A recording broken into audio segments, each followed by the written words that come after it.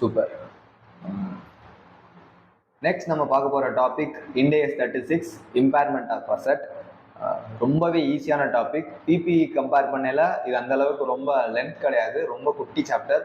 Almost ஒரு 1 ஹவர்லேயே cover பண்ணிடலாம்னு நினைக்கிறேன். 1 hour ஒரு 1.5 ஹவர்ஸ்லேயே கவர் பண்ணிடலாம். ரொம்ப சிம்பிள் கான்செப்ட். இதில் இன்னொன்று என்ன ரொம்ப ஒரு ஆடட் அட்வான்டேஜ் அப்படின்னா, கொஷின் நம்பர் 2B, உங்கள் கொஷின் பேப்பரில் கொஷின் நம்பர் 2Bல இந்த கொஷின் ஆல்மோஸ்ட் இருக்கும்.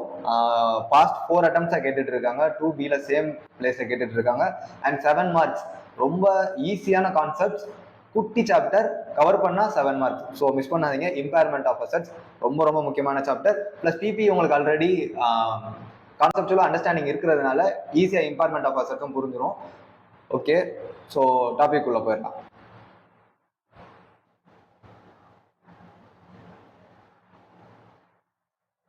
ஓகே, இப்போ இம்பேர்மெண்ட் ஆஃப் அசெட்ஸ்னா என்ன? யூஸ்வலாக நிறைய பேர் இம்பேர்மெண்ட்ன்ற வார்த்தையை ஆல்ரெடி கேட்டிருப்பீங்க. பட் சுத்தமாக எனக்கு இம்பேர்மெண்ட் பற்றி ஐடியா இல்லைனாலும் பரவாயில்ல, நான் ஈஸியாக சிம்பிளாக எக்ஸ்பிளைன் பண்ணுறேன். இம்பேர்மெண்ட்ன்றது ஒன்றும் இல்லை. இப்போ நிறைய டைம் என்ன நடக்கும் அப்படின்னா, நம்மளோட ஃபோன் தெரியாமல் கீழே விழுந்துருக்கலாம், இல்லை நம்மளோட பைக் ஆக்சிடென்ட் ஆகலாம், இல்லை சில நேரம் வீட்டில் இருக்கிற electronical equipments, TV, washing machine, fridge, இது மாதிரிலாம் பக்கத்தில் இருக்கிற லைன் ஷார்ட் சர்க்கியூட் ஆகிறதுனால வீட்டில் இருக்கிற எக்யூப்மெண்ட்ஸ் எல்லாமே எதிர்பாராத விதமாக திடீர்னு ஃபுல்லாக டேமேஜ் ஆகிடலாம். இல்லை சில நேரம் ஃப்ளட்டு வர்றதுனால, வெள்ளம் வர்றதுனால வீட்டு முன்னாடி நிப்பாட்டி வச்சிருந்த கார், பைக்கு ஆக்சிடென்டலாக அது அப்படியே அதோட இன்ஜினோட கெப்பாசிட்டிலாம் குறைஞ்சிடலாம். ஸோ வெள்ளத்தில் ரொம்ப நேரம் முங்கி இருந்துச்சு அப்படின்னா கண்டிப்பாக அதோட என்ஜின் மாதிரி பர்ஃபார்மன்ஸ் இருக்காது. அதை ரிப்பேர் பண்ணி நம்ம கொண்டு வரலாம், பட் இருந்த ஒரு கம்ஃபர்ட்டோ அதோட எஃபிஷியன்சியோ கண்டிப்பாக இருக்காது. ஸோ இது மாதிரி ஏதாவது ஒரு இன்டர்னல் ஆர் எக்ஸ்டர்னல் ஃபேக்டர் நடந்து ஒரு மெஷினரியோட எக்ஸ்பெக்டட் டிப்ரிசியேஷன், கண்டிப்பாக ஒரு மெஷினரியை நம்ம நார்மலாக யூஸ் பண்ணாலும் டிப்ரிஷியேட் ஆகும் அஃப்கோர்ஸ். ஆனால் அது மோஸ்ட்லி ப்ரெடிக்டடாக இருக்கும், கேல்குலேட்டடாக இருக்கும். ஒரு யூசேஜ், ஒரு மிஷினரியை நம்ம ஒரு 10 வருஷம் ஒரு கார் எடுத்து நம்ம யூஸ் பண்ண போறோம் அப்படின்னா 5 வருஷம் கழிச்சு இது இந்த வேல்யூ இருக்கும், 7 வருஷம் கழிச்சு இந்த வேல்யூ இருக்கும்னு சொல்லிட்டு நம்மளால டே 1லே சொல்ல முடியும். வேற இந்த மாதிரி ப்ரிடிக்ட் பண்ணக்கூடியது எல்லாமே டிப்ரிசியேஷன். ஆனா இம்பேர்மெண்ட்ன்றது நான் கார் வாங்கி ஒரே வாரத்துல கூட நடக்கலாம், 1 வருஷம் கழிச்சு கூட நடக்கலாம். அந்த இன்சிடென்ட்னால நான் அன்எக்ஸ்பெக்டடா என்னோட காரோட வேல்யூல ஏதாவது குறையுது அப்படின்னா அதெல்லாம் இம்பேர்மெண்ட் ஆன் அசெட்ஸ் தான். ஸோ இதுதான் ஒரு பிரீஃப் அபவுட் இம்பேர்மெண்ட். இதை நம்ம இன்னும் டீடைல்டா எக்ஸாம்பிள்ஸோட டிஸ்கஸ் பண்ணலாம். Okay first, depreciation is predicted and normal. நான் முதல்ல சொன்ன மாதிரி ஏற்கனவே மெஷினரியை நம்ம அமார்டைஸ் பண்றதுக்கு, ஒரு பிபிஇ அமார்டைஸ் பண்றதுக்கு டிப்ரிசியேஷன் ஒன்று யூஸ் பண்றோம். டிப்ரிசியேஷன் எதர் எஸ்எல்எம்ஆ இருக்கும், டபிள்யூடிபியா இருக்கும், ஆர் யூனிட் ஆஃப் ப்ரொடக்ஷன் மெத்தடா இருக்கும். பட் டிப்ரிசியேஷன்ன்றது ப்ரிடிக்டட், அது நார்மல். நம்ம ரெகுலர் வேலை ஒரு மெஷினரியை யூஸ் பண்ணோம் அப்படின்னா அது எந்த விதத்துல டீட்டோரியேட் ஆகுமோ, வேல்யூ குறைஞ்சிக்கிட்டே வருமோ, அதெல்லாம் டிப்ரிசியேஷன். பட் இம்பேர்மெண்ட்ன்றது என்னன்னா அன்பிரடிக்டட், திடீர்னு ஒரு இன்சிடென்ட்னால நடக்கும். அது எக்ஸ்டர்னல் ஃபேக்டராகவும் இருக்கலாம், இல்லை இன்டர்னல் ஃபேக்டராகவும் இருக்கலாம். ஸோ மோஸ்ட்டாக வந்துட்டு அன்பிரடிக்டடா இருக்கும் அண்ட் அப்நார்மல் இன் நேச்சர். அப்படி ஒரு இம்பேர்மெண்ட் நடக்குது அப்படின்னா வேல்யூல கண்டிப்பா ஒரு சிக்னிஃபிகன்ட் சேஞ்ச் இருக்கும். ஸோ டிப்ரிசியேஷன் அக்கௌண்ட் பண்ற மாதிரியே இதே அக்கௌண்ட் பண்ணிடலாமான்னா கிடையாது. டிப்ரிசியேஷனை நம்ம டிப்ரிசியேஷன் அண்ட் அமார்டைசேஷன் பிஎன்எல்ல காட்டுவோம். வேற இம்பேர்மெண்ட் லாஸ் வந்துச்சு அப்படின்னா அதையும் பிஎன்எல்ல தான் காட்ட போறோம். But depreciation and amortisation head கீழே காட்ட மாட்டோம், அதர் எக்ஸ்பென்சஸ் கீழே காட்டுவோம். ஏன் அப்படி காட்டுறாங்க? ஏன் இந்த இம்பேர்மெண்ட் லாஸை டிப்ரிசியேஷன் அண்ட் அமார்டைசேஷன் கீழே காட்டக்கூடாது அப்படின்னா, இந்த பொதுவாகவே அப்நார்மல் லாஸ் ஏதாவது நடந்துச்சு அப்படின்னா அதை நம்ம பிஎன்எல்ல தனியா காமிக்கணும். இப்போ எக்ஸாம்பிளுக்கு வந்துட்டு பேரண்ட்ஸ்னு வச்சுக்கலாம். ஸ்டேக் ஹோல்டர்ஸ் எல்லாருமே பேரண்ட்ஸ், ஷேர் ஹோல்டர்ஸ் எல்லாமே பேரண்ட்ஸ். யூஸ்வலா நம்ம நார்மல் டெய்லி ஆஃபீஸ் போயிட்டு வரோம், டெய்லி காலேஜ் போயிட்டு வரோம், ஸ்கூல்ஸ் போயிட்டு வரோம் அப்படின்னா டெய்லி யூஸ்வலா நடக்கிற டிரான்சாக்ஷன்ஸ் நம்ம எதுவுமே பேரண்ட்ஸ் டிஸ்க்ளோஸ் பண்ண மாட்டோம். ஆனா திடீர்னு என்னைக்காவது ஒரு நாள் நம்மளோட பர்ஸ் காணாம போயிடுச்சு, பைக் காணாம போயிடுச்சு, இல்ல என்னோட லேப்டாப் கீழே விழுந்து உடஞ்சிருச்சு, இது மாதிரி ஏதாவது ஒன்று அப்நார்மலா நடக்குது அப்படின்னா அதை கண்டிப்பா நம்ம பேரண்ட்ஸ்ல டிஸ்க்ளோஸ் பண்ணுவோம். ஸோ நார்மல் டிரான்சாக்ஷன் மாதிரி இல்லாம இம்பேர்மெண்ட் லாஸ் நடந்துச்சு அப்படின்னா அதை நம்ம தனியா டிஸ்க்ளோஸ் பண்ணணும். ஃபர்ஸ்ட். செகண்ட் திங், அதை டிப்ரிசியேஷன் நார்மல் எக்ஸ்பென்சஸா கிளைம் பண்ணிட்டு போயிடக்கூடாது. அது நார்மல் எக்ஸ்பென்சஸ், டிப்ரிசியேஷன்னாலே நார்மல் எக்ஸ்பென்ஸ். ஸோ இப்போ ஒரு இம்பேர்மெண்ட் லாஸ் நடக்குது அப்படின்னா அதை நான் டிப்ரிசியேஷன் கொண்டு போய் வச்சிருந்தேன் அப்படின்னா அவங்க என்ன நினைச்சுப்பாங்கன்னா இது ஒரு நார்மல் கோர்ஸ் போல, நார்மலா இருந்த டிப்ரிசியேஷன் ஷேர் ஹோல்டர் நடக்க சான்ஸ் இருக்கு. ஸோ அதனால அதை என்ன சொல்றாங்க அப்படின்னா அதர் எக்ஸ்பென்சஸ்ல காட்டணும், அதர் எக்ஸ்பென்சஸ்ல காமிச்சிட்டு இம்பேர்மெண்ட் லாஸ்க்கு தனியா டிஸ்க்ளோஷர் ஸ்டாண்டர்ட்ஸ் எல்லாம் இருக்கு. ஸோ இதுதான் இப்போ ஒரு overview about impairment of loss in technical aspect. Okay okay impairment சொல்றீங்களே, நான் இம்பேர்மெண்ட்டை எப்படி கால்குலேட் பண்றது, ஹவு மச் இம்பேர்மெண்ட் அப்படின்றத இப்போ பார்க்கலாம். நான் எல்லா வருஷமுமே இம்பேர்மெண்ட் செக் பண்ணணுமா, உட்காந்து எல்லா வருஷமுமே இன்னைக்கு ஏதாவது இம்பேர்மெண்ட் நடந்திருக்கா, மிஷின்ல இன்னைக்கு ஏதாவது இம்பேர்மெண்ட் நடந்திருக்கான்னு டெய்லி செக் பண்ணுமானா கிடையாது. இல்ல நான் இயர் எண்ட்ல செக் பண்ணணுமா, ஒரு வருஷமா உட்காந்து இம்பேர்மெண்ட் டெஸ்ட் எடுக்கணுமானா அப்பவும் கிடையாது. யூஸ்வலா இம்பேர்மெண்ட்டுக்குன்னு சில இண்டிகேஷன்ஸ் இருக்கு. இந்த இண்டிகேஷன்ஸ்லாம் நடந்தா மட்டும் நான் இம்பேர்மெண்ட் டெஸ்ட் பண்ணா போதும், இம்பேர்மெண்ட் நடந்திருக்கான்னு செக் பண்ணா போதும். அதுக்கப்புறம் அந்த இம்பேர்மெண்ட் லாஸ் எவ்வளோன்னு கால்குலேட் பண்ணிட்டு நான் இம்பேர்மெண்ட் லாஸை ரெகக்னைஸ் பண்ணா போதும். ஸோ ஃபர்ஸ்ட் ப்ராசஸ் என்ன அப்படின்னா, ஃபர்ஸ்ட் ப்ராசஸ் இண்டிகேஷன். ஏதாவது ஒரு இண்டிகேஷன் நடந்தா மட்டும் நான் இம்பேர்மெண்ட் டெஸ்ட் எடுத்தா போதும். ஸோ இண்டிகேஷன் என்ன அப்படின்னா ரெண்டு இண்டிகேஷன் இருக்கு, எக்ஸ்டர்னல் இண்டிகேஷன், இன்டர்னல் இண்டிகேஷன். எக்ஸ்டர்னல்ல ஏதாவது ஒன்று நடந்து அதனால அந்த இன்சிடென்ட்னால என்னோட மெஷினரியோட வேல்யூல ஏதாவது சேஞ்சஸ் இருக்க போகுது அப்படின்னா அதெல்லாம் எக்ஸ்டர்னல் இண்டிகேஷன்ஸ். இன்டர்னலா ஒரு சில விஷயங்கள் நடந்து அதனால என்னோட மெஷினரி வேல்யூல சேஞ்சஸ் இருக்க போகுது அப்படின்னா அதெல்லாம் இன்டர்னல் இண்டிகேஷன்ஸ். ஓகே, இப்போ எக்ஸாம்பிள் சொல்றேன். எக்ஸ்டர்னல் இண்டிகேஷன் என்ன அப்படின்னா திடீர்னு ஓவர் த நைட் என்ன சொல்லிட்டாங்க அப்படின்னா ரூலிங் பார்ட்டி இனிமேல் கவர்மெண்ட்ல டாஸ்மார்க் இருக்க போறது இல்ல, இனிமேல் ஆல்கஹால் எல்லாமே இல்லீகல் அப்படின்னு சொல்லிட்டாங்க அப்படின்னா டாஸ்மார்க்காக சப்ளையர்ஸ் இருப்பாங்க இல்லையா, ஆல்கஹால் லிக்கர்ஸ் ப்ரொடியூஸ் பண்ற சப்ளையர்ஸ் இருப்பாங்க இல்லையா, அவங்கள்ட்ட இருக்கிற ஸ்பெஷலைஸ்டு மிஷினரிஸ், ஆல்கஹால் ப்ரொடியூஸ் பண்றதுக்குன்னே ஸ்பெஷலைஸ்டா வச்சிருக்கிற மிஷினரிஸ் எல்லாம் இருக்கும் இல்லையா, அந்த மிஷினோட வேல்யூஸ் எல்லாமே ஜீரோ. ஏன்னா அந்த மிஷினரிஸ் எல்லாமே specially for alcohol liquor. Alcohol liquor produce பண்ணா மட்டும்தான் அந்த மிஷினரியை யாராவது வாங்குவாங்க. ஈவன் ஒரு ஆல்கஹால் லிக்கர் மேனுஃபேக்சரர் இன்னொரு ஆல்கஹால் லிக்கருக்கு விற்கணும்னா கூட அந்த மிஷினரில இருந்து ஏதாவது யூசேஜ் இருக்கணும் இல்லையா. ஸோ அந்த மிஷினரி நாளையில இருந்து யூஸ் ஆக போறதே இல்லை. ஸோ அப்போ உடனே என்ன நடக்கும் அப்படின்னா அந்த மிஷினரி இனிமேல் அந்த மிஷினரியால ஃபியூச்சர்ல எந்த எக்கனாமிக்கல் பெனிஃபிட்டும் ப்ரொடியூஸ் பண்ண முடியாது. சும்மா சிம்பிளா சோ காசா அந்த மிஷினரியை நம்ம வச்சுட்டு இருக்கலாமே தவிர அதை வச்சு எந்த எக்கனாமிக்கல் பெனிஃபிட்டும் எடுக்க முடியாது. ஸோ எப்பெல்லாம் ஒரு மிஷினரி எக்கனாமிக்கல் பெனிஃபிட் இழக்குதோ அப்பெல்லாம் அது இம்பேர்மெண்ட் லாஸ், அங்க ஒரு இம்பேர்மெண்ட் நடந்திருக்குன்னு அர்த்தம். இப்போ இந்த கேஸ்ல கவர்மெண்ட் போட்ட ஒரு லானால கவர்மெண்ட் நாளையில இருந்து ஆல்கஹால் விற்க கூடாதுன்னு சொன்னதுனால எக்ஸ்டர்னலா ஒரு விஷயம் நடக்கிறதுனால நாளையில இருந்து அந்த மிஷினரியால எந்த வேல்யூவும் ஜென்ரேட் பண்ண முடியாது.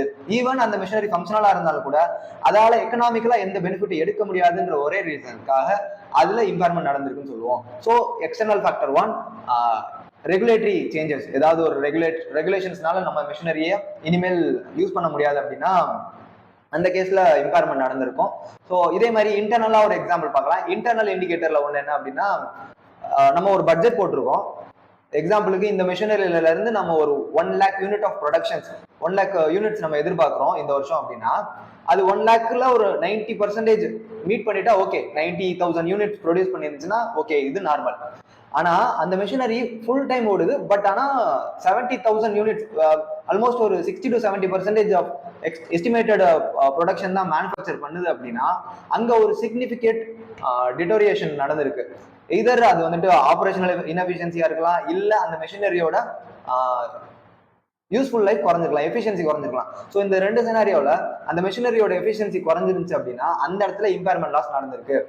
ஸோ அதே மாதிரி எக்ஸ்டர்னலா இந்த பர்டிகுலர் டெக்னாலஜி சேஞ்ச், இது எக்ஸ்டர்னலுக்கு இன்னொரு எக்ஸாம்பிள். டெக்னாலஜி சேஞ்ச் ஆயிடுது. இப்போ எக்ஸாம்பிளுக்கு பட்டன் போன்ஸ் இருந்துட்டு இருந்துச்சு இல்லையா, அந்த காலத்துல இருந்து திடீர்னு ஸ்மார்ட் போன்ஸ் கிரியேட் ஆக ஆரம்பிச்சிச்சு. இப்போ பர்டிகுலரா நோக்கியாட்ட ஒரு ஸ்பெஷலைஸ்டு மிஷின் பட்டன் போன்ஸ் மட்டும் நல்லா தயாரிக்கிற ஒரு மிஷினரி இருந்துச்சு. நாளையில இருந்து யாரும் இந்த மிஷினரி வாங்க போறது இல்லை அப்படின்னா ஒரு எக்ஸாம்பிளுக்கு நான் சொல்றேன், ஒரு 1000 crores அந்த மிஷினரியோட வேல்யூ நோக்கியா வேல்யூவேஷன் பண்ணி வச்சிருந்தாங்க அப்படின்னா, கார் வேல்யூவேஷன்ஸ் வச்சிருந்தாங்க அப்படின்னா நாளையில இருந்து இந்த பட்டன் போன்ஸோட சேல்ஸ் எல்லாமே பைய குறைய போகுது அப்படின்னா அந்த 1000 crore வேல்யூ உள்ள மிஷினரியோட ஃபியூச்சர் எக்கனாமிக் பெனிஃபிட் குறைய போகுது. ஆப்வியஸா இதால என்னதான் 1 லட்சம் யூனிட்ஸ் ஒரு நாளைக்கு ப்ரொடியூஸ் பண்ண முடிஞ்சாலும் கூட 1 லட்சம் யூனிட்ஸ் மார்க்கெட்ல விற்க போறது இல்லை, ஏன்னா எல்லாரும் ஸ்மார்ட் போன்ஸ் மூவ் ஆக போறாங்க. ஸோ அந்த சினாரியோல இது என்னதான் ப்ரொடியூஸ் பண்ணாலுமே கூட அதுல இருந்து ஃபியூச்சர் எக்கனாமிக் பெனிஃபிட்ஸ் குறைய போகுது. எக்ஸாம்பிளுக்கு ஒரு 10,000 யூனிட்ஸ் தான் இனிமேல் டெய்லி விற்க போகுது அப்படின்னா அந்த லெவலுக்கு இதோட ஃபியூச்சர் இதோட வேல்யூமே இந்த 1000 crores வேல்யூமே நம்ம கம்மியா ப்ரொஜெக்ட் பண்ணி இம்பேர்மெண்ட் லாஸ் எழுதணும். ஸோ ஒரு அதோட ப்ரெசென்ட் வேல்யூ இனிமேல் இதால எவ்வளவு விற்க முடியும் அப்படின்ற கேல்குலேஷன்ஸ் எல்லாம் போட்டு ஒரு வேல்யூவேஷன் ஸ்டாண்டர்ட் படி ஒரு வேல்யூ கொண்டு வருவாங்க. ஸோ 1000 crores இருந்து ஒரு 200 crores இந்த வேல்யூ வருதுன்னு வச்சுக்கோங்க. ஸோ 200 crores வர்றதுக்கு மிச்சம் 800 crores எல்லாம் என்னன்னா இம்பேர்மெண்ட் லாஸ். இனிமேல் டெக்னாலஜி இம்ப்ரூவ் ஆயிடுச்சு. ஸோ இவங்க இதை எப்படி டிஸ்க்ளோஸ் பண்ணுவாங்க, டெக்னாலஜி இம்ப்ரூவ் ஆயிடுச்சு, அதனால இனிமேல் ஸ்மார்ட் போன்ஸ் தான் எல்லாரும் யூஸ் பண்ண போறாங்க, பட்டன் போன் யூஸ் பண்ண போறதுல. ஸோ பட்டன் போன் ப்ரொடியூஸ் பண்ற மிஷினரியோட வேல்யூ இம்பேர் ஆயிருக்கு அப்படின்னு சொல்லிட்டு டிஸ்க்ளோஸ் பண்ணுவாங்க. ஓகே, எக்ஸ்டர்னல் ஃபேக்டர் அகைன் இப்படி எக்ஸாம்பிள் சொல்லிட்டே போயிட்டு இருக்கலாம். இண்டிகேஷன்ஸ் எக்ஸாம் ஆங்கிள் தேவையில்ல, ஜஸ்ட் நான் புரியணுன்றதுக்காக சொன்னேன். So first step indication. இதுல ஏதாவது இண்டிகேஷன் நடந்துச்சு அப்படின்னா நம்ம செகண்ட் ஸ்டெப் என்ன பண்ணணும் அப்படின்னா, இண்டிகேஷன் நடந்துருச்சு, ஓகே, எக்ஸ்டர்னல் ஆர் இன்டர்னல் ஏதாவது ஒரு இண்டிகேஷன் நடந்துருச்சு, அப்போ செகண்ட் ஸ்டேஜ் என்ன பண்ணுவோம் அப்படின்னா இம்பேர்மெண்ட் டெஸ்ட் நடத்துவோம். இம்பேர்மெண்ட் டெஸ்ட் நடத்துவோம். இம்பேர்மெண்ட் டெஸ்ட்னா என்னன்னா சிம்பிள். இம்பேர்மெண்ட் டெஸ்ட் படி ஒவ்வொரு பர்டிகுலர் மிஷினரியும் எடுப்போம். நம்ம பிளான்ட் நம்மளோட பிசினஸ்ல இருக்கிற ஒரு பிளான்ட் அண்ட் மிஷினரியோட லிஸ்ட்டை எடுத்து அதோட கேரியிங் வேல்யூ அண்ட் அதோட ரிகவரபிள் வேல்யூ ரெண்டையும் கம்பேர் பண்ணுவோம். எப்பவுமே கேரியிங் வேல்யூ கம்மியா தான் இருக்கணும் than recoverable value as per prudence concept. சிம்பிளா சொல்றேன். இப்போ என்னன்னா என்னோட பேலன்ஸ் ஷீட் இருக்கு. பேலன்ஸ் ஷீட்ல நான் காட்டுற அசெட்ஸ் எப்பவுமே இருக்கிறத விட கொஞ்சம் கம்மியா இருந்தா பரவாயில்ல அப்படி சொல்றாங்க. என்னன்னா இப்போ எக்ஸாம்பிளுக்கு என்கிட்ட ஒரு பிபி இருக்கு. அந்த மெஷினரிய என்னால ஒரு 1000 crores கூட அந்த மெஷினரியை என்னால விற்க முடியும். ஆனா நான் சேஃபர் சைடுக்கு என்ன பண்றேன் அப்படின்னா ஒரு 800 crores காட்டுறேன். ஓகே, இப்படி இருந்துச்சுன்னா அது ஃபேர் அண்ட் டீசன்ட் இப்படி சொல்றாங்க ப்ரூடன்ஸ் கான்செப்ட் படி. ஒரு எப்பவுமே என்னால எவ்வளவு ரியலைஸ் பண்ண முடியுமோ அந்த மிஷினரியில இருந்து ரியலைஸ் பண்ண முடியுமோ ரிகவர் பண்ண முடியுமோ அதை விட கம்மியான வேல்யூவா தான் நான் புக்ல அக்கௌண்ட் பண்ணிட்டே வரணும். அதை விட ஜாஸ்தியா அக்கௌண்ட் பண்றேன் அப்படின்னா அப்போ இம்பேர்மெண்ட் நடந்திருக்கு அப்படி சொல்றாங்க. இப்போ நான் கேரியிங் வேல்யூ வருஷம் டிப்ரிசியேஷன் கொடுத்து ஒரு மிஷினரிய ஒரு 500 crores வந்து நிப்பாட்டி இருக்கேன். ஆனா திடீர்னு ஒரு இன்சிடென்ட் நடக்குது. அப்படி இன்சிடென்ட் நடந்ததுக்கு அப்புறம் அந்த மிஷினரிய நான் ஃபேர் மார்க்கெட்ல விற்க ட்ரை பண்றேன். ஆனா அதுக்கு எவ்வளவு கோட் வருது அப்படின்னா 300 கோடிக்கு தான் வருது. 500 கோடிக்கு இந்த அசட்டை என்னால விற்க முடியல. ஸோ இண்டிகேஷன் நடந்துருச்சு. ஏதோ ஒரு எக்ஸ்டர்னல் ஃபேக்டர்னால இண்டிகேஷன் ஹிட் ஆயிடுச்சு. ஸோ நான் என்ன பண்றேன் அப்படின்னா இம்பேர்மெண்ட் டெஸ்ட் எடுக்கிறேன். அதோட கேரிங் வேல்யூ எவ்வளோ புக்ஸ்ல பாக்குறேன் 500 crore. அதோட ரிகவரபிள் வேல்யூ மார்க்கெட்ல என்னால இது எவ்வளவு விற்க முடியும் அப்படின்னு நான் பாக்குறேன். ஸோ மார்க்கெட்ல என்னால விற்க முடியற வேல்யூ 300 crore தான். இதோட ஃபியூச்சர் எக்கனாமிக் ஸோ ரிகவரபிள் வேல்யூ எப்படி கண்டுபிடிக்கிறது நான் சொல்றேன். பட் இப்போதைக்கு ரிகவரபிள் வேல்யூனா மார்க்கெட்ல விற்கிற வேல்யூன்னு வச்சுக்கலாம். ரிகவரபிள் வேல்யூ ஒரு 300 கோடி தான் இருக்கு அப்படின்னா இந்த கேஸ்ல 200 கோடி ரூபாய் அட்ஹாக்கா எனக்கு வந்துட்டு இந்த மிஷினரியில இருந்து இனிமேல் பெனிஃபிட் கிடைக்க போறது இல்ல. நானா இந்த வேல்யூவை புக்ல 500 கோடின்னு காட்டிட்டு இருக்கிறதுனால எந்த ஒரு பெனிஃபிட்டும் இல்ல. ஸோ இண்டேஸ் என்ன சொல்லுது அப்படின்னா இந்த அமௌண்ட்டை நீங்க கண்டிப்பா இம்பேர்மெண்ட் லாஸ்ன்னு காமிச்சே ஆகணும். புக்ஸ்ல இருந்து இந்த வேல்யூவை நீங்க எலிமினேட் பண்ணி ஆகணும். அதாவது பேலன்ஸ் ஷீட்ல இருந்து இந்த வேல்யூவை ரெடியூஸ் பண்ணி ஆகணும்னு சொல்றாங்க. ஓகே, ஸோ இம்பேர்மெண்ட் டெஸ்ட் எடுக்கணும். தேர்ட் திங் இம்பேர்மெண்ட்டை ரெகக்னைஸ் பண்ணணும். ஒருவேளை இம்பேர்மெண்ட் நடந்துருச்சு, இம்பேர்மெண்ட் டெஸ்ட் எடுத்துட்டு கேரியிங் வேல்யூவோட ரிகவரபிள் வேல்யூ கம்மியா இருக்கு, இல்ல இப்படி சொல்றேன் ரிகவரபிள் வேல்யூவோட கேரியிங் வேல்யூ நான் கூட காமிச்சிட்டு இருக்கேன் அப்படின்னா ரிகவரபிள் வேல்யூ அளவுக்கு மட்டும் தான் நான் காட்டணும், மிச்சம் இருக்கிறத ரைட் ஆஃப் பண்ணணும். இம்பேர்மெண்ட் டெஸ்ட் நடக்கணும். தேர்ட் இம்பேர்மெண்ட் டெஸ்ட்ல பாஸ் ஆயிடுச்சு, இம்பேர்மெண்ட் நடந்திருக்கு கண்டுபிடிச்சாங்க அப்படின்னா இம்பேர்மெண்ட் ரெகக்னைஸ் பண்ணணும். ஓகே, ஸோ இந்த 3 ஸ்டெப்ஸ் தான். இதுல ஃபர்ஸ்ட் ஸ்டெப் இண்டிகேஷன்ஸ் என்னன்றது நம்மளுக்கு ஸ்டடி மெட்டீரியலே இல்லை. ஸோ எக்ஸாம்பிள் அதை கேட்க சான்சஸ் கம்மி தான். Second part impairment test. Impairment டெஸ்ட்னா என்னன்னா நான் கேரியிங் வேல்யூவும் ரிகவரபிள் வேல்யூவையும் கம்பேர் பண்ணுவேன். என்னோட கேரியிங் வேல்யூ எப்பவுமே ரிகவரபிள் வேல்யூவோட கம்மியா தான் இருக்கணும் as per prudence concept. Okay, impairment loss. இப்போ ஓகே, கேரியிங் வேல்யூனா உங்களுக்கு நல்லாவே தெரியும். கேரியிங் வேல்யூனா என்னன்னா cost minus depreciation till this year. இந்த வருஷம் வரைக்கும் நான் என்னென்ன டிப்ரிசியேஷன்லாம் போட்டிருக்கணும் அதை வச்சு லெஸ் பண்ணதுக்கு அப்புறம் வர புக்ல கேரி ஆகுற வேல்யூ தான் கேரியிங் வேல்யூ.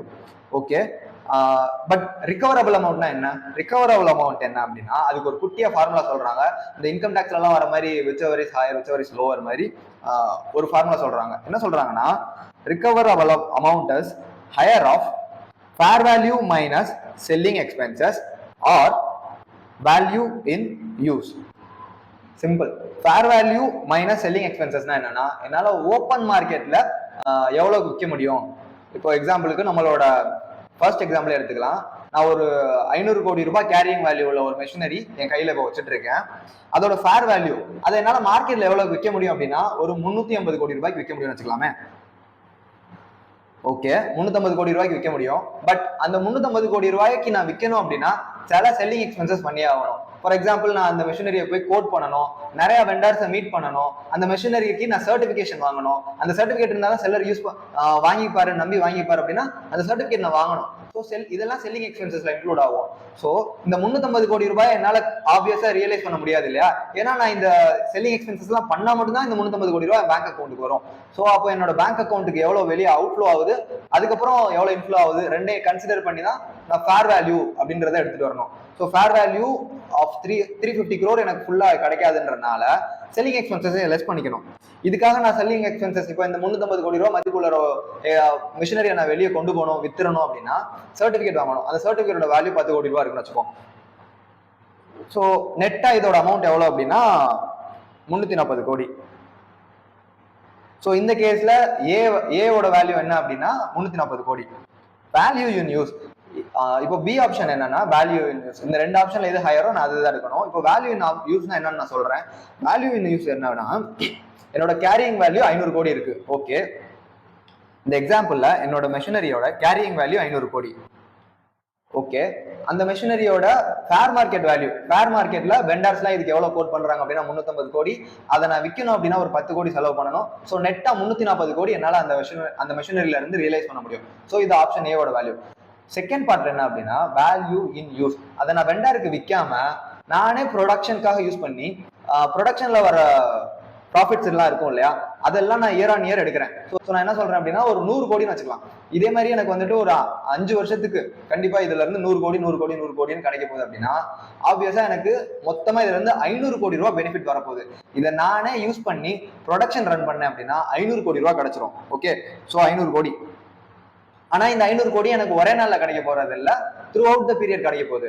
5 வருஷம் கழிச்சு 5 வருஷம் பீரியட்ல 5 வருஷம் டைம்ல கிடைக்க போகுது. ஸோ கண்டிப்பா 500 கோடி இன்னைக்கு வேல்யூவா இருக்காது. அப்போ நான் என்ன பண்ணணும் அப்படின்னா இந்த 500 கோடியை இன்னைக்கு ரேட்டுக்கு பிரசன்ட் வேல்யூக்கு நான் டிஸ்கவுண்ட் பண்ணி கொண்டு வரணும். இதுக்கு நான் ஏதாவது டிஸ்கவுண்ட் ரேட் எடுத்துக்கிறேன். இப்போ எக்ஸாம்பிளுக்கு ஒரு 10% டிஸ்கவுண்ட் ரேட் எடுத்துக்கிறேன் for 5 years. Present value annuity factor for 100 crores வச்சுக்கிறேன். அப்போ என்ன வேல்யூ வரும்? 10% 1 divided by 1.1 1 2 3 4 5 grand total 3.7908 into 100 crores equal to 379.08.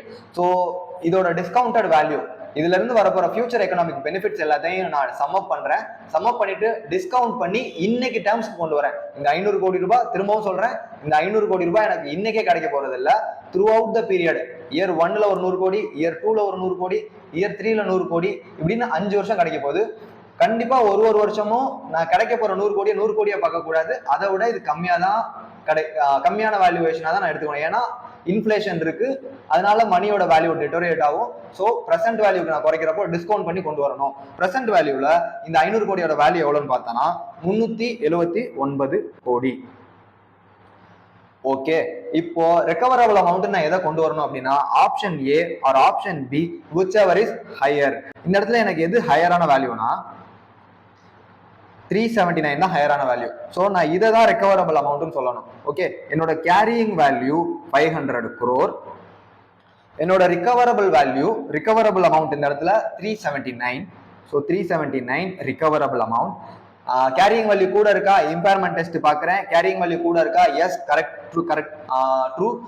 என்னோட கேரியிங் வேல்யூ ஜாஸ்தியாக தான் இருக்கு. ஸோ இம்பேர்மெண்ட் நடந்திருக்கு. எந்த அளவுக்கு இம்பேர்மெண்ட் நடந்திருக்கு அப்படின்னா impairment equals to carrying value minus recoverable amount.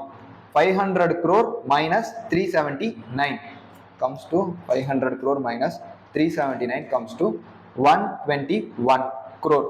So 121 crores அளவுக்கு இந்த கேஸ்ல எனக்கு இம்பேர்மெண்ட் நடந்திருக்கு. இதை நான் என்னோட புக்ஸ்ல இம்பேர்மெண்ட் லாஸ் அக்கவுண்ட் டெபிட், இந்த இம்பேர்மெண்ட் லாஸ் அதர் எக்ஸ்பென்சஸ்க்கு போகும், P&Lக்கு போயிடும். Impairment loss account debit to 121. அதே அக்கவுண்ட்டுக்கு அதே அளவுக்கு நான் மெஷினரியில கிரெடிட் பண்ணிடணும். Machinery account credit to 121. Okay, simple. So இந்த அளவுக்கு தெரிஞ்சதை வச்சு நம்ம கொஸ்டின் நம்பர் 1 சால்வ் பண்ணிடலாம்.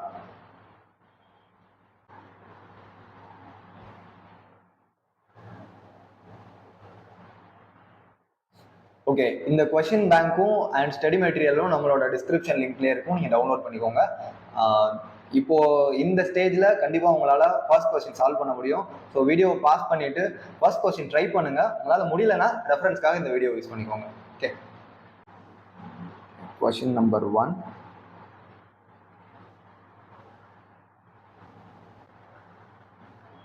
A Limited has a machine whose original cost was 45,000. The accumulated depreciation on the machine is 15,000.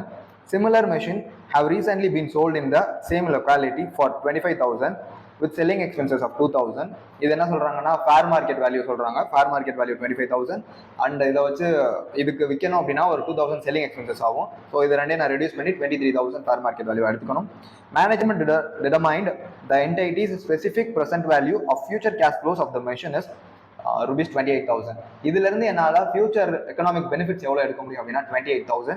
And அதோட பிரசன்ட் வேல்யூ பெனிஃபிட்ஸ் தான் கொடுத்துருக்காங்கன்னு நினைக்கிறேன். எஸ், பிரசன்ட் வேல்யூ அவங்களே கொடுத்துட்டதுனால நம்ம இதை டிஸ்கவுண்ட் பண்ண வேண்டாம். So present value of future economic benefit which is value in use 28,000.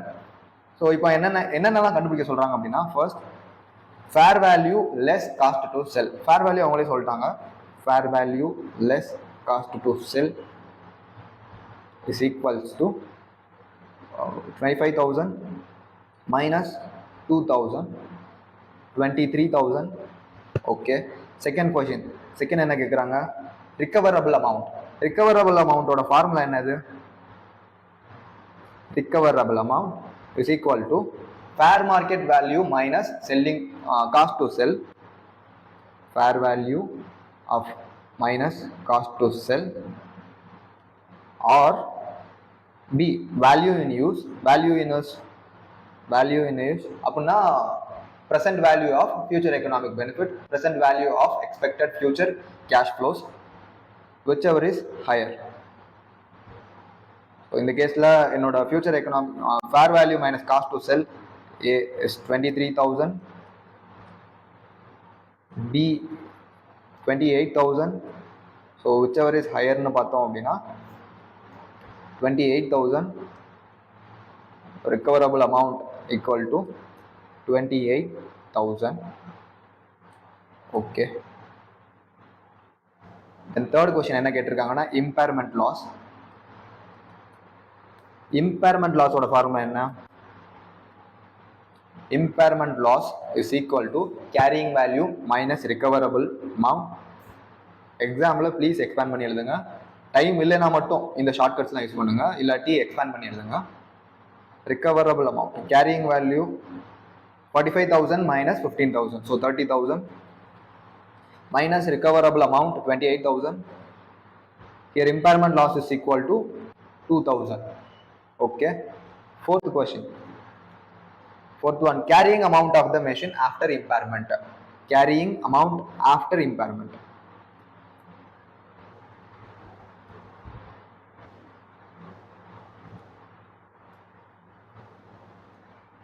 till now அதோட கேரிங் வேல்யூ பிஃபோர் இம்பேர்மெண்ட் எவ்வளோ அப்படின்னா 45,000 minus 15,000.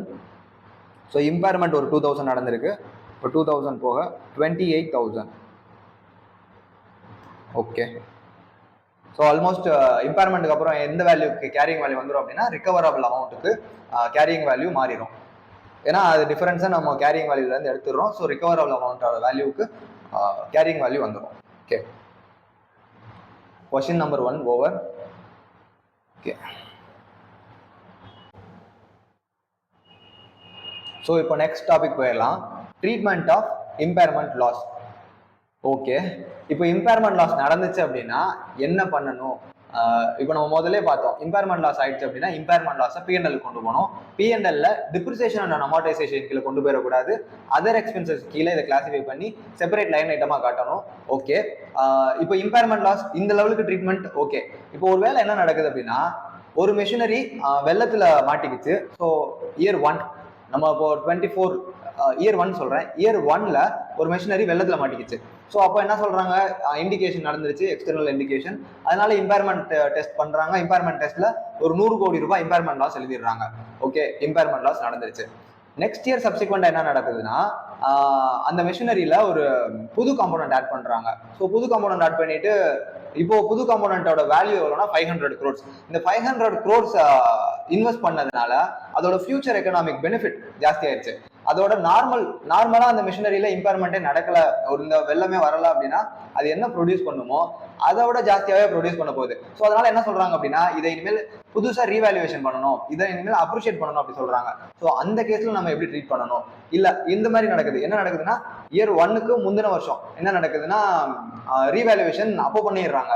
ஸோ இப்போ ரீவேல்யூவேட் பண்ணிட்டு ஃபேர் மார்க்கெட்ல இதுக்கு நல்ல வேல்யூ கிடைக்குது, அதனால ரீவேல்யூவேஷன் மாடல் யூஸ் பண்ணிட்டு ஃபேர் வேல்யூ படி அப்ரிஷியேட் பண்றாங்க. 500 கோடி ரூபான்ற இந்த வேல்யூவா 600 கோடின்னு மாத்திட்டாங்க. பட் செகண்ட் இயரே அடுத்த வருஷமே என்ன நடக்குது அப்படின்னா அந்த 600 கோடி ரூபாய் வேல்யூ இருந்த மெஷினரி திடீர்னு வெள்ளத்துல மாட்டிருச்சு. ஸோ அதனால அதோட ரிகவரபிள் வேல்யூ 300 கோடின்னு மாறிடுச்சு. ஸோ இந்த கேஸ்ல இதை எப்படி ட்ரீட் பண்ணணும் அப்படின்றதெல்லாம் இங்க டீட்டெயிலா சொல்றாங்க. இந்த ப்ராடா இந்த 4-5 சினாரியோ நீங்க கவர் பண்ணிட்டீங்கனாலே கண்டிப்பா இம்பேர்மெண்ட் லாஸ் கொஸ்டின்ஸை ஈஸியா ஹேண்டில் பண்ணிடலாம். ஓகே, ஃபர்ஸ்ட் சிச்சுவேஷன் என்ன அப்படின்னா ஃபர்ஸ்ட் நான் என்ன சொல்றேன்னா எப்பெல்லாம் இம்பேர்மெண்ட் செக் பண்ணணும்னு நம்ம முதல்ல பார்த்தோம் இல்லையா, அதுதான் இங்க 2 பாயிண்ட்ஸ். ஃபர்ஸ்ட் பாயிண்ட் என்ன அப்படின்னா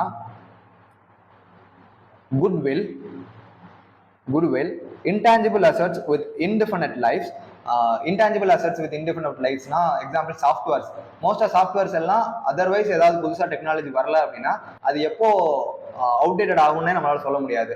ஸோ இப்போ எக்ஸாம்பிளுக்கு ChatGPT இப்போ கரண்ட்ல இருக்கு, இது எப்போ கண்டிப்பா ஒரு நாள் அவுடேட்டட் ஆகும், ஆனா எப்போ அவுடேட்டட் ஆகும்னே நம்மளால சொல்ல முடியாது. ஸோ அந்த மாதிரி நம்மளால ப்ரீடிட்டர்மைன்டு ஒரு டேட் சொல்ல முடியாதது எல்லாமே இன்டிஃபினிட் லைஃப் தான். இது இந்த ChatGPT எக்ஸாம்பிள் ஆஃப் ஒரு இன்டான்ஜிபிள் அசெட் தான். Software intangible assets with indefinite life or intangible assets not yet available for use. இப்போ எக்ஸாம்பிள் ChatGPT OpenAI வந்துட்டு அதை 2004ல இருந்தே டெவலப் பண்ணிட்டு இருக்கிறதா சொல்றாங்க. ஸோ 2004ல இருந்து 2025 வரைக்கும் இடைப்பட்ட பீரியட்ல அது எப்பவுமே அது யூஸ்க்கே வரல. அது வரைக்கும் அவங்க அதை கன்ஸ்ட்ரக்ஷன் கீழே தான் வச்சுட்டு இருந்தாங்க. ஸோ இது மாதிரி இன்டான்ஜிபிள் அசெட் ஒன்று டெவலப் பண்ணிட்டு இருக்காங்க அப்படின்னா அந்த case goodwill intangible assets with indefinite life or intangible assets not put to use, இந்த 3 கேட்டகரி இருக்கு அப்படின்னா நான் வருஷம் use shall be tested for impairment asset at least annually. வருஷத்துக்கு ஒரு தடவையாதும் நான் அது மேல இம்பேர்மெண்ட் டெஸ்ட் எடுக்கணும். and also whenever there is an indication. அது மட்டும் இல்லாம வருஷத்துக்கு ஒரு தடவை மேண்டேட்டரி எடுக்கணும். அது போக வேற ஏதாவது இம்பேர்மெண்ட்டுக்கான இண்டிகேஷன்ஸ் நம்ம பார்த்தோம் இல்லையா, எக்ஸ்டர்னல் இண்டிகேஷன், இன்டர்னல் இண்டிகேஷன், இந்த 2 இண்டிகேஷன் ஏதாவது ஒன்று நடந்தாலும் கூட நம்ம இம்பேர்மெண்ட் டெஸ்ட் எடுக்கணும். First point. ஸோ 3 அசெட்ஸுக்கு நம்ம வருஷத்துக்கு ஒரு தடவை அண்ட் இம்பேர்மெண்ட்டுக்கான இண்டிகேஷன்ஸ் நடந்தா இந்த 2 சிச்சுவேஷன்லையும் நம்ம இம்பேர்மெண்ட் டெஸ்ட் எடுக்கணும். செகண்ட், இதை தவிர மிச்சம் இருக்கிற அதர் அசெட்ஸ் PPE எல்லாத்துக்கும் என்னன்னா tested for impairment only if indication for impairment exist. Indication வந்தா மட்டும் இம்பேர்மெண்ட் டெஸ்ட் எடுத்தா போதும், வருஷம் எடுக்கணுன்ற அவசியம் இல்லை. Okay, third point, impairment loss is an abnormal loss, hence it should be shown in P&L other expenses கீழ, not under depreciation and amortization. impairment loss ன்றது ஒரு abnormal loss, அதை நம்ம நடந்த வருஷமே எடுத்துட்டு போயிட்டு P&L காமிச்சிடணும் other expenses கீழ. it will not be included in depreciation and amortization. simple. இதுக்கான என்ட்ரி என்ன அப்படின்னா impairment loss account debit other expenses to PPE non current expenses. ரெகுலரா நார்மலா எந்த ஒரு எக்ஸப்ஷனல் கேஸ்மே இல்லை அப்படின்னா இம்பேர்மெண்ட் லாஸ் எங்க போகும் அப்படின்னா PPEல போயிட்டு டைரக்டா மெஷினரியில கிரெடிட் கொடுத்துருவோம். இதை எப்போ நம்ம மெஷினரியில கொடுக்க மாட்டோம் அப்படின்னா, இப்போ நம்மளோட எக்ஸாம்பிளுக்கே வரேன். இப்போ நம்மளோட எக்ஸாம்பிள்ல ஒரு 500 கோடி ரூபாய் மெஷினரி நம்மகிட்ட இருக்கு, இயர் 1ல நம்மகிட்ட இருக்கு. இயர் 1ஓட எண்டில் நம்ம என்ன முடிவு பண்றோம் அப்படின்னா இதோட வேல்யூவை நம்ம இன்னும் அப்ரிஷியேட் பண்ணலாமே. ஏன்னா இதுக்காக மார்க்கெட்ல வெண்டர்ஸ் நிறைய பே பண்ண ரெடியா இருக்காங்க. ஸோ நான் என்ன சொல்றேன் அப்படின்னா இதை என்னால ஜாஸ்தி விலைக்கு விற்க முடியும். என்னதான் இதுல இருந்து ஃபியூச்சர் எக்கனாமிக் பெனிஃபிட்ஸ் கம்மியா இருந்தாலுமே கூட மார்க்கெட்ல இதோட விலை அதிகமா போறதுனால நான் இதை ரீவேல்யூவேஷன் மாடல் யூஸ் பண்ணி 600 கோடி ரூபாய் மாத்திடுறேன். இயர் 1ஓட எண்ட்ல இது நடந்தது. இயர் 2ல என்ன நடக்குது அப்படின்னா இயர் 2ல இந்த மெஷினரி வெள்ளத்துல மாட்டிக்கிச்சு. ஸோ வெள்ளத்துல மாட்டினதுனால இப்போ இந்த மெஷினரி வாங்குறதுக்கு யாருமே இல்லை. ஏன்னா இதோட பர்ஃபார்மன்ஸ் கண்டிப்பா குறைஞ்சிருச்சு.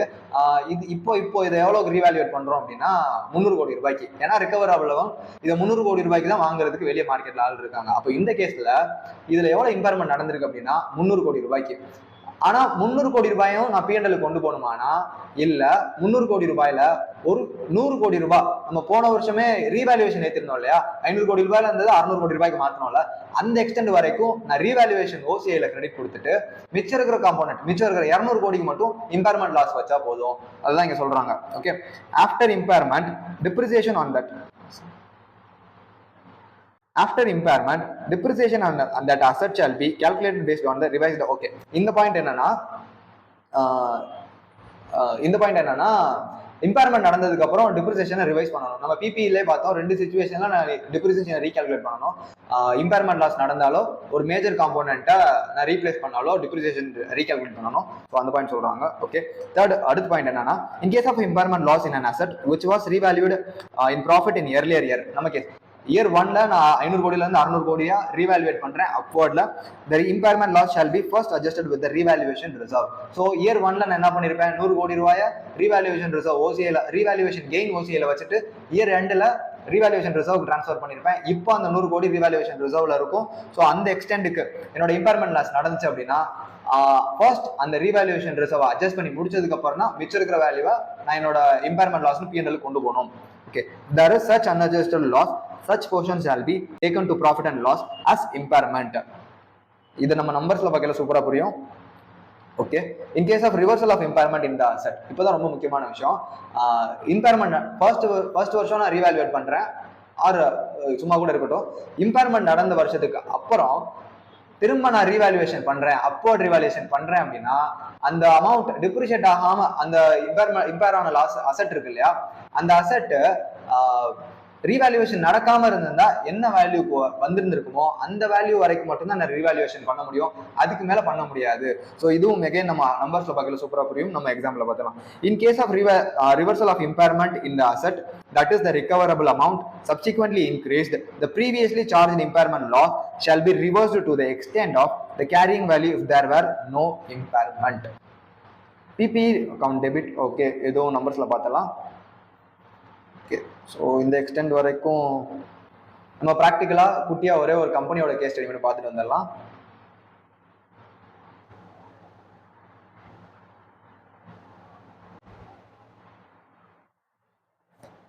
ஓகே, ஓகே, இது இண்டிக்யூப் ஸ்பேஸ் லிமிடெட் அப்படின்ற ஒரு கம்பெனியோட ஃபினான்ஷியல் ஸ்டேட்மெண்ட் ஆனுவல் ரிப்போர்ட். இது எதுக்கு எடுத்திருக்கேன் அப்படின்னா, இதில் இம்பேர்மெண்ட் லாஸ் போன வருஷம் நடந்திருக்கு. ஸோ அதை அவங்க எப்படி ட்ரீட் பண்ணியிருக்காங்கன்ற ஒரு லைவ் எக்ஸாம்பிளுக்காக தான் காமிக்கிறேன். ஸோ இதனால நல்லா அண்டர்ஸ்டாண்ட் ஆகுங்கிறதுக்காக தான் காமிக்கிறேன். இண்டிக்யூப் ஸ்பேஸ் லிமிடெட் இவங்களோட பிபிஇ பார்க்குறோம். So PPE shows 6,477 crores, 4,943 crores. இதுக்கான நோட்ஸ் பிரேக்கப் நோட் 4ல இருக்கு. நான் அதுக்கு போறேன். Okay, so notes to PPE. இப்போ நோட்ஸ் டு பிபிஇல அந்த 6,477க்கான பிரேக்கப் இங்க இருக்கு. இந்த அமௌண்ட் இந்த 8,756 இஸ் கிராஸ் வேல்யூ. இதுல டிப்ரிசியேஷன் அட்ஜஸ்ட் ஆகல. இந்த 2,000 accumulated depreciation, provision for depreciation. So அந்த டிப்ரிசியேஷன் ரெண்டும் நெட் பண்ணி தான் இந்த 6,477 வருது. இப்போ இந்த கிராஸ் வேல்யூல டிஸ்போசல்ஸ்னு சொல்லிட்டு இன்க்ளூட் பண்ணிருக்காங்க இல்லையா, இதெல்லாம் என்னன்னா சேல்ஸ். ஓகே, இங்க பார்த்தா தெரியும் இந்த டிப்ரிசியேஷன்ல அக்யூமுலேட்டட் டிப்ரிசியேஷன்ல நான் இப்போ பேசுறது எல்லாமே பேலன்ஸ் ஷீட். நம்ம எங்க இருக்கோம் அப்படின்னா நோட்ஸ் டு பிபிஇ, பிபிஇயோட பேலன்ஸ் ஷீட்ல இருக்கும், சாரி பிபிஇயோட நோட்ஸ்ல இருக்கும். இங்க அக்யூமுலேட்டட் டிப்ரிசியேஷன்ல எஃபெக்ட் கொடுக்குறாங்க இம்பேர்மெண்ட்டுக்கு. டிப்ரிசியேஷன் ஃபார் த இயரோட இந்த ப்ரொவிஷன் ஃபார் இம்பேர்மெண்ட்டை ஆட் பண்றாங்க. ஓகே, இந்த பீரியட் வந்துட்டு 23-24 ஓடது, இந்த பீரியட் வந்துட்டு 24-25 ஓடது. ஸோ 23-24ல ஓப்பனிங் பேலன்ஸ் அதோட இருக்கிற அக்யூமுலேஷன் டிப்ரிசியேஷனோட கரண்ட் இயர் டிப்ரிசியேஷன் ஆட் பண்றாங்க, பிளஸ் ப்ரொவிஷன் ஃபார் இம்பேர்மெண்ட், இந்த இம்பேர்மெண்ட்டை அக்யூமுலேட்டட் டிப்ரிசியேஷன்ல ஆட் பண்றாங்க. ஓகே, மைனஸ் டிஸ்போசல் ஏன் இங்கே ஆட் பண்றாங்க அப்படின்னா சேல் பண்ற அசெட் மேல அந்த இன்பிட்வீன் பீரியட்ல அவங்க சேல் பண்ணுவாங்க இல்லையா, ஸோ அந்த பீரியடுக்கு அந்த பர்டிகுலர் ஃபினான்ஷியல் இயர்ல ஒரு 6 மாசம் யூஸ் பண்ணிருக்காங்க அப்படின்னா அந்த 6 மாசம் யூஸ் பண்ண பீரியடுக்கான டிப்ரிசியேஷனை லெஸ் பண்ணுவாங்க. ஸோ அதை எலிமினேட் பண்றதுக்கு டிஸ்போசல்ஸ் இங்கே போட்டிருக்காங்க. ஸோ இதுக்கு என்ன அர்த்தம் அப்படின்னா டிப்ரிசியேஷன் ஆன் அசெட் டிஸ்போஸ்டு, அதோட அமௌண்ட்டை லெஸ் பண்ணிக்கிறாங்க. ஓகே, லெஸ் பண்ணிட்டு இந்த அமௌண்ட்டை கொண்டு வராங்க. ஸோ இப்படிதான் இந்த அமௌண்ட்டுக்கு வந்திருக்கும். இப்போ என்ன அர்த்தம்னா இந்த பிபிக்கான வேல்யூல இம்பேர்மெண்ட் லாஸை குறைச்சிட்டாங்க. ஆனா நான் முதல்ல என்ன சொன்னேன் அப்படின்னா இதை டிப்ரிசியேஷன் அண்ட் அமார்டைசேஷன்ல காட்டக்கூடாது, தனியா அதர் எக்ஸ்பென்சஸ் தான் காட்டணும்னு சொன்னேன். ஆனா இது P&L டிஸ்க்ளோஷர். ஓகே, ஆனா பிபிஐ பொறுத்த வரைக்கும் இந்த இம்பேர்மெண்ட் லாஸை டிப்ரிசியேஷன் எப்படி லெஸ் பண்றாங்களோ அதே மாதிரி தான் இம்பேர்மெண்ட் லாஸையும் லெஸ் பண்ணிடுவாங்க. வேல்யூல எப்படியோ டிப்ரிசியேஷன் அண்ட் இம்பேர்மெண்ட் லாஸ் ரெண்டுமே பிபிஐல தான் போய் குறைய போகுது. ஸோ இவங்க அக்யூமுலேட்டட் டிப்ரிசியேஷன் ஆட் பண்றதுனால நெட்டா போய் பிபிஐல இதுக்கான எஃபெக்ட் வந்துடும். பட் இப்போ P&L இதுக்கான இம்பாக்ட் எப்படி இருக்குன்னு பார்த்துடலாம். நான் இப்போ இங்க என்ன எடுத்திருக்கேன் அப்படின்னா டிப்ரிசியேஷன் அண்ட் அமார்டைசேஷன் எடுத்திருக்கேன். ஸோ டிப்ரிசியேஷன் அமார்டைசேஷன்ல டிப்ரிசியேஷன் மட்டும் தான் இருக்கும். Depreciation for PPE, depreciation for right to use of assets, amortisation of intangible assets. Depreciation மட்டும் தான் இருக்கு. பட் ஆனால் இம்பேர்மெண்ட் இங்கே வரவே இல்லை. இம்பேர்மெண்ட் எங்கே வந்திருக்கு அப்படின்னா இம்பேர்மெண்ட் லாஸ் ஆன் பிபிஇன்னு சொல்லிட்டு அதர் எக்ஸ்பென்சஸ்ல தான் கிளாசிஃபை பண்ணியிருக்காங்க. ஸோ உங்களுக்கு இப்போ நல்லா புரிஞ்சிருக்கும். P&L பொறுத்த வரைக்கும் இம்பேர்மெண்ட் டிப்ரிசியேஷனுக்குள்ள வராது, அதர் எக்ஸ்பென்சஸ் கீழே தான் வரும். ஆனால் பிபிஇல இந்த அமௌண்ட்டை டிப்ரிசியேஷன் மாதிரியே நம்ம லெஸ் பண்ணணும்.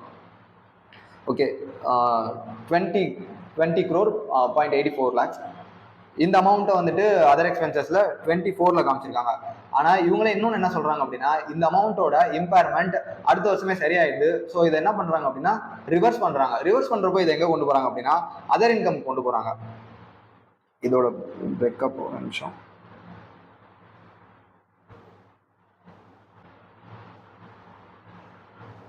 ஓகே, இப்போ அதர் இன்கம்ல பார்த்தோம் அப்படின்னா reversal of provision for impairment of property, plant and equipment. இந்த கேஸ்ல இதை என்ன பண்ணிருக்காங்க அப்படின்னா இந்த பர்டிகுலர் இம்பேரான மிஷினரியை அடுத்த வருஷமே சேல் பண்ணிட்டாங்க. ஸோ சேல் பண்றப்போ அதோட இம்பேர்மெண்ட் லாஸை நம்ம இப்போ ப்ரீவியஸா போட்டு இந்த இம்பேர்மெண்ட் லாஸை வெளியே எடுத்துக்கணும் இல்லையா, அதனால P&L கொண்டு வந்துடுறாங்க. இதே கேஸை நீங்க இப்போ வந்துட்டு ரீவேல்யூவேஷன் ஆனால் என்ன நடக்குதுன்னு பார்க்கலாம். போன வருஷம் 2024ல நான் ரீவேல்யூவேட் இம்பேர்மெண்ட் லாஸ் கொடுக்குறேன். 24ல அதர் எக்ஸ்பென்சஸ்ல நான் 20,84,00,000 இம்பேர்மெண்ட் லாஸ்ன்னு சொல்லிட்டு அதர் எக்ஸ்பென்சஸ்ல காட்டுறேன். அதை நான் நெக்ஸ்ட் இயரே ரீவேல்யூவேட் பண்றேன் அப்படின்னா அந்த ரீவேல்யூவேஷன் பண்ணதுக்கு அப்புறம் இம்பேர்மெண்ட் லாஸை நான் ரிவர்ஸ் பேக் பண்ணணும் இல்லையா, அப்போ ரிவர்சல் ஆஃப் ப்ரொவிஷன் ஃபார் இம்பேர்மெண்ட்டை நான் அதர் இன்கம்லாம் காமிக்கணும். ஸோ அதர் இன்கம்ல தான் இது டிஸ்க்ளோஸ் பண்ணியிருக்காங்க. இது ஜஸ்ட் நான் வந்துட்டு ப்ராக்டிகல் ஆஸ்பெக்ட்ல உங்களுக்கு பார்த்தா நல்லா புரியுமேன்றதுக்காக சொன்னேன். இது ஒரு மாதிரி புரியல, குழப்பமா இருக்கு அப்படின்னா தயவு செஞ்சு இதை விட்டுருங்க, ரொம்ப இதுக்காக போகாதீங்க. Okay, so next part, cash generating unit.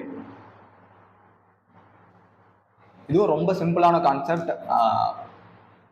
First என்னன்னா கேஷ் ஜென்ரேட்டிங் யூனிட்னா என்னன்னா ஒரு ஃபேக்டரியில நிறைய மிஷினரிஸ் இருக்கும் கண்டிப்பா. ஓகே, டிபார்ட்மெண்டா மிஷினரிஸ் இருக்கும். அந்த டிபார்ட்மெண்ட்டுக்குள்ளே பார்த்தோம் அப்படின்னா சப் டிவிஷன்ஸ் இருக்கும். இப்போ எக்ஸாம்பிளுக்கு நம்ம ஒரு ஒரு பென்சில் கம்பெனி எடுத்துக்கலாம். எக்ஸாம்பிளுக்கு ஒரு பென்சில் கம்பெனி எடுத்துக்கலாம்.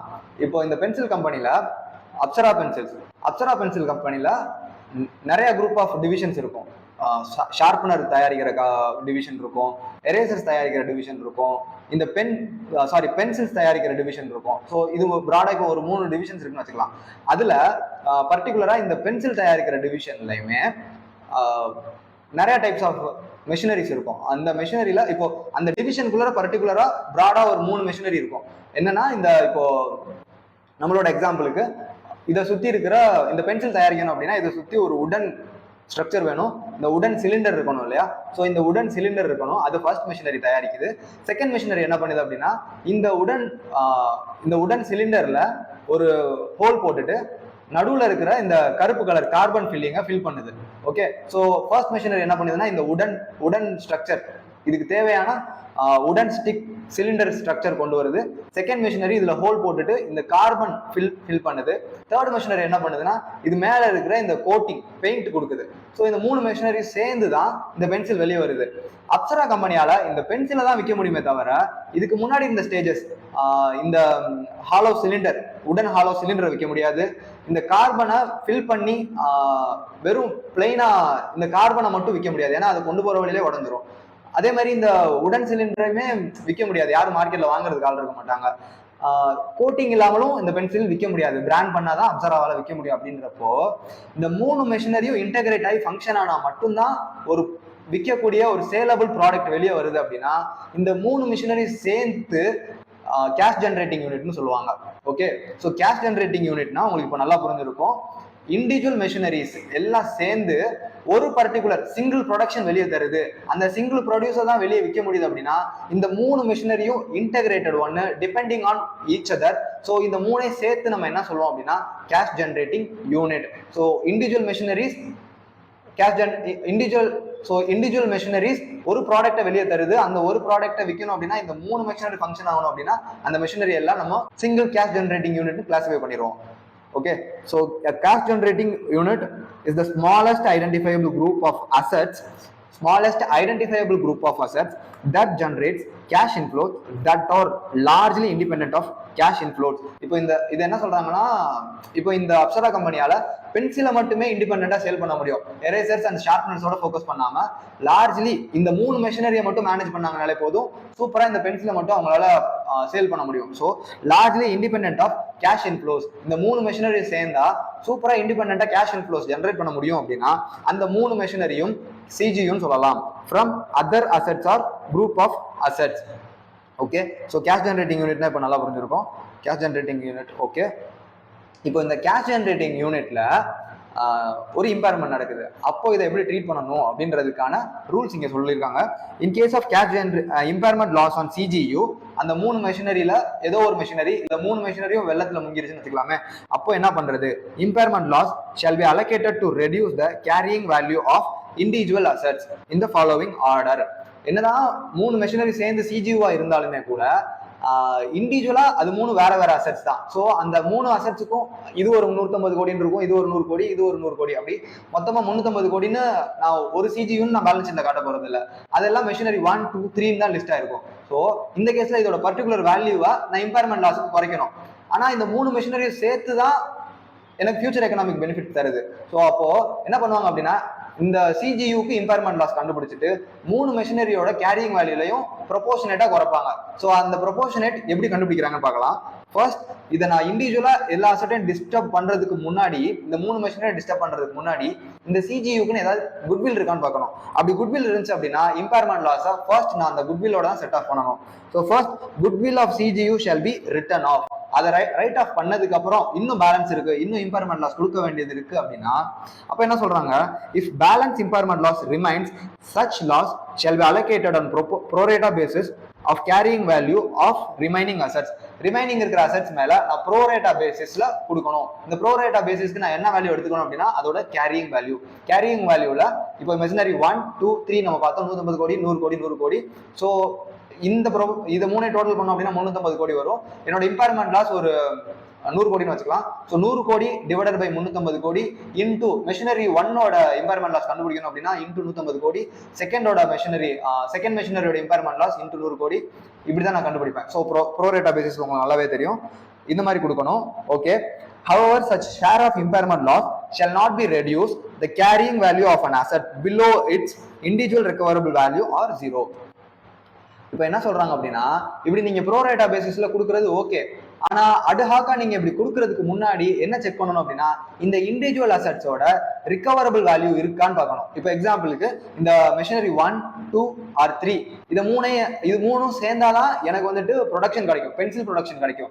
பட் என்ன பண்ணலாம் அப்படின்னா இந்த மெஷினரி 1 மட்டும் அப்சரா கம்பெனி என்ன பண்ணலாம் அப்படின்னா 1 மட்டும் எடுத்து நட்ராஜ் கம்பெனிக்கு விற்கலாம். நட்ராஜ் கம்பெனி தாராளமா வாங்கிப்பாங்க, ஏன்னா அவங்களுக்கு இந்த மிஷினரி 1 வச்சுட்டு பென்சில் ப்ரொடியூஸ் பண்ண முடியும். ஸோ அவங்களால வாங்க முடியும். அவங்க என்ன சொல்றாங்க அப்படின்னா இந்த மெஷினரியோட கேரியிங் வேல்யூ 150 கோடி தான்.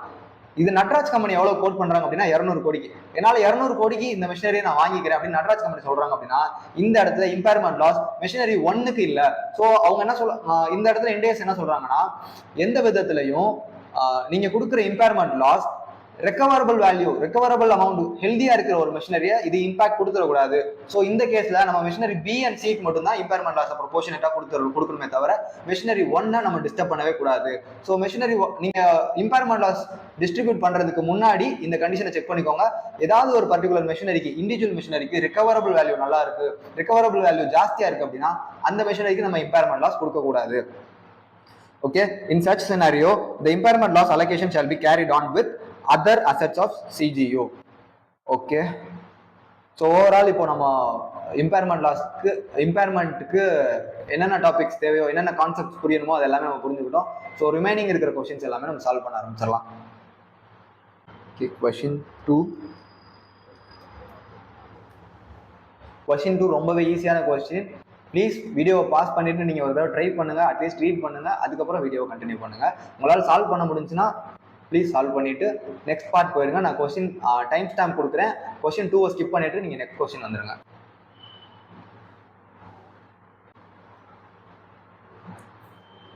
Z Limited gives the following estimate of cash flows relating to PPE on 31st March 2024. The discount rate is 15%. Okay, இப்போ என்ன சொல்றாங்க அப்படின்னா, ஒரு பிபிஇ இருக்கான், அவங்கள்ட்ட இருக்கிற பிளான்ட் அண்ட் மெஷினரியில இருந்து கேஷ் ஃப்ளோஸ் கிடைக்கும் அப்படின்னு சொல்லிட்டு எஸ்டிமேட் பண்ணியிருக்காங்க. 24, 25, 25, 26 இப்படின்னு ஒரு 28, 29 வரைக்கும் மொத்தமாக 5 வருஷத்துக்கு கேஷ் ஃப்ளோ ஜென்ரேட் ப்ரெடிக்ஷன் பண்ணியிருக்காங்க. 2000, 3000, 3000, 4000, 2000 அண்ட் அந்த மெஷினரியை கடைசியாக 500க்கு விற்க முடியும் அப்படின்னு சொல்லிட்டு ரெசிடுவல் வேல்யூ போட்டிருக்காங்க. Okay, so PPE was purchased on 1st April 2011 for 220,000 lakh. Useful life was 8 years. Residual value estimated at the end of 8 years is 500 lakh. Fair value less cost to disposal is 10,000 lakh. Calculate the impairment loss if any on the PPE. Also calculate the revised carrying value and revised depreciation of the PPE. ரொம்ப simple. So என்ன சொல்றாங்க, impairment loss கண்டுபிடிக்க சொல்றாங்க, அதுக்கப்புறம் carrying value கண்டுபிடிக்க சொல்றாங்க, carrying value after impairment loss, revised depreciation கண்டுபிடிக்க சொல்றாங்க. Okay, fairly easy. ஃபர்ஸ்ட் நான் என்ன பண்ணிடுறேன் அப்படின்னா, ஃபர்ஸ்ட் நம்ம இம்பேர்மெண்ட் லாஸ் கண்டுபிடிக்கணும் அப்படின்னா நமக்கு என்னென்ன தேவை? Impairment loss is equal to carrying value minus recoverable amount. எக்ஸாம்பிளா ஃபுல் ஃபார்மா எழுதுங்க. So carrying value minus recoverable amount. Carrying value எனக்கு தேவை இல்லையா? Carrying value is equal to cost minus accumulated depreciation. Cost எனக்கு எவ்வளோ?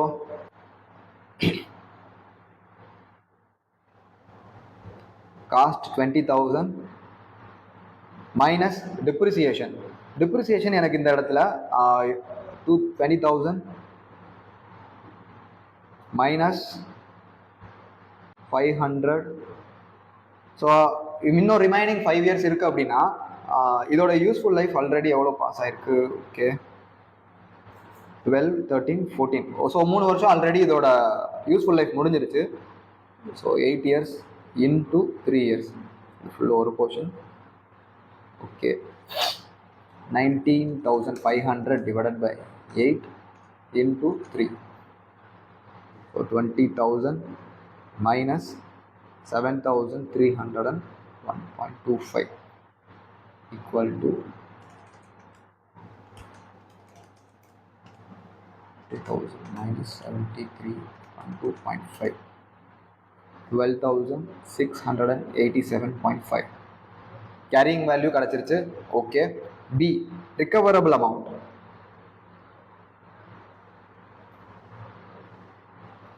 ரிகவரபிள் அமௌண்ட் இதில் ஃபர்ஸ்ட் பார்ட் என்னோட fair value minus cost to sell.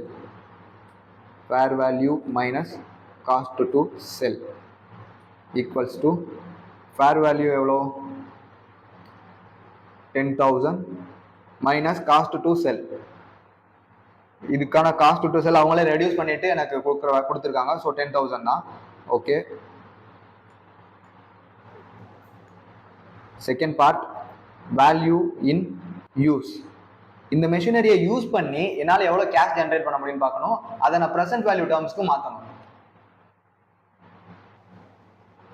Okay, இப்போ ப்ரெசென்ட் வேல்யூ டேர்ம்ஸ்க்கு நான் மாற்றிடுறேன். Year cash flow, discount rate, discounted cash flow.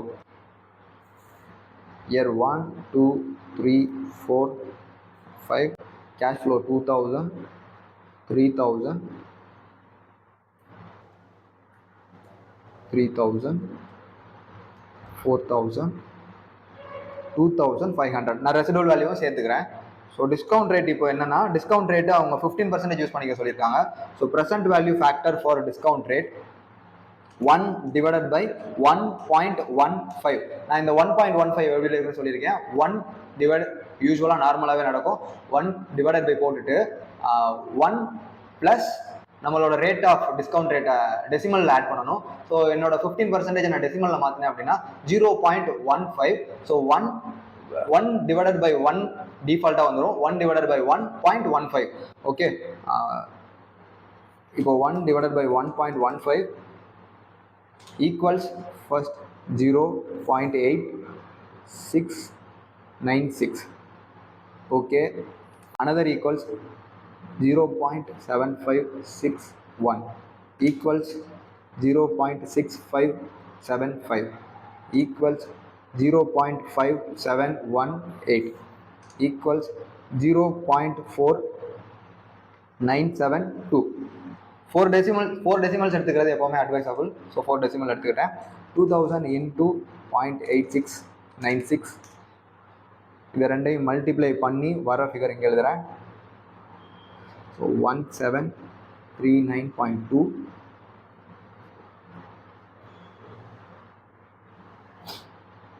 3000 into 0.7561 2268.3 3000 into 0.6575 equals 1972.5. 4000 into 0.5718 2287.2. 2500 into 0.4972 equals 1243. So total comes to 9510.2. 1739.2 plus 0.3 plus 17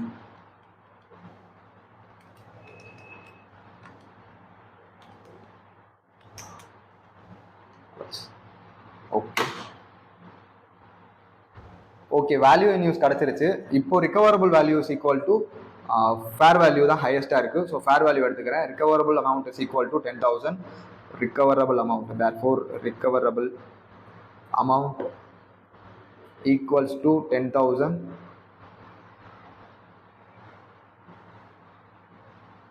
okay, impairment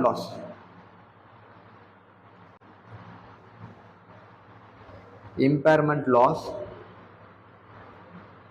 equal to carrying value minus recoverable value. Carrying value 12,687.5 minus fair value 10,000.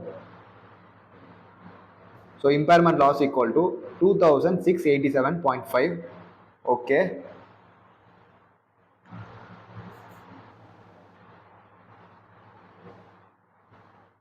okay, calculate the revised carrying amount.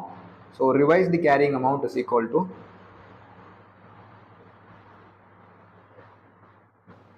existing carrying value minus impairment loss equals 10,000 I don't. So 10,000 sorry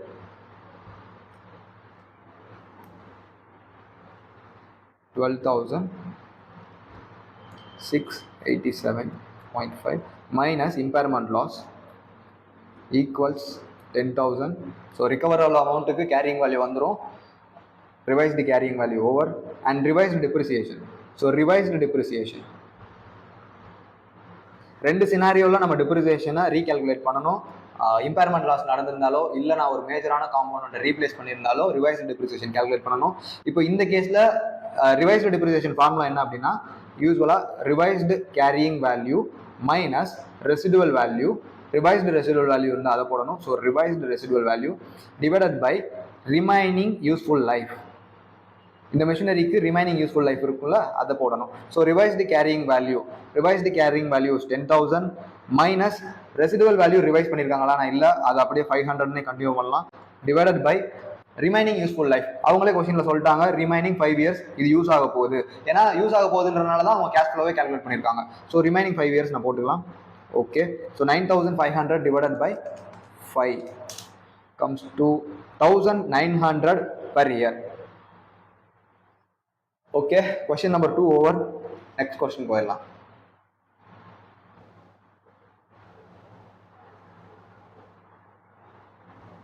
okay, question number 3 ரொம்பவே easy. So please அதை நீங்களே try பண்ணுங்க. நான் இப்போதைக்கு அதை skip பண்றேன். உங்களுக்கு இந்த கொஸ்டின் சால்வ் பண்ணணும் அப்படின்னா ப்ளீஸ் அதை கமெண்ட்ல போடுங்க. நான் கண்டிப்பா உங்களுக்கு சால்வ் பண்ணி இன்னொரு வீடியோ போடுறேன். அதை உங்களுக்கு கமெண்ட்லயுமே டேக் பண்றேன். Okay, question number 4. An entity has machinery on 1/4/2017 with a carrying amount of 28 lakh after annual depreciation of 3 lakh with a remaining useful life of 9 years and residual value of 1 lakh. Depreciation is charged on straight line method. In 31st/3/2018, the machine is revalued at 29 lakh. On 31st March 2020, the machinery has fair value less cost to sell of 20 lakh and the value in use is 21 lakh. Show how the transaction would be reflected in financial statement. ரொம்பவே சிம்பிளான question. Please வீடியோவை pass பண்ணிட்டு நீங்கள் try பண்ணுங்க. இது study மெட்டீரியலே கூட இருக்கு. Video பார்க்குற அளவுக்கு வீடியோ பார்த்து நீங்கள் ரெஃபரன்ஸ் எடுக்கிறதுக்கு பதிலாக ஸ்டடி மெட்டீரியலே கூட டக்குன்னு ரெஃபரன்ஸ் எடுத்துடலாம்.